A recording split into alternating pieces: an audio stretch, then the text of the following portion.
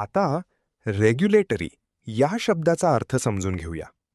सर्वप्रथम मराठी अर्थ नियामक किंवा नियंत्रण करणारा. रेग्युलेटरी हा शब्द रेग्युलेट या शब्दाचा ॲडजेक्टिव्ह आहे. मराठीत समजून घ्या. रेग्युलेटरी म्हणजे नियंत्रण ठेवणारा किंवा नियमांशी संबंधित असलेला. जेव्हा एखादी संस्था, प्रक्रिया किंवा नियम नियंत्रण ठेवण्यासाठी काम करतात, तेव्हा रेग्युलेटरी हा शब्द वापरला जातो. English meaning related to controlling or governing by rules. आता उदाहरणे पाहूया.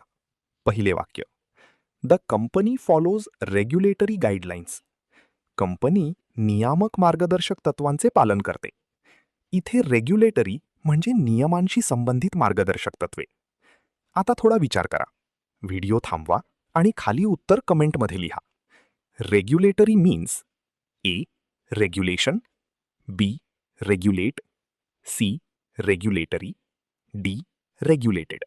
तुम्हाला इंग्रजी मोफत आणि सोप्या पद्धतीने सुधारायचे आहे का? नियम अकॅडमीचा बेसिक इंग्लिश व्होकॅब्युलरी आणि ग्रामर कोर्स पूर्णपणे मोफत जॉईन करा. आत्ताच हा नंबर नियम अकॅडमी इंग्लिश नावाने सेव्ह करा. 9270275060. नंतर व्हॉट्सॲपवर हॅलो सर असा मेसेज पाठवा.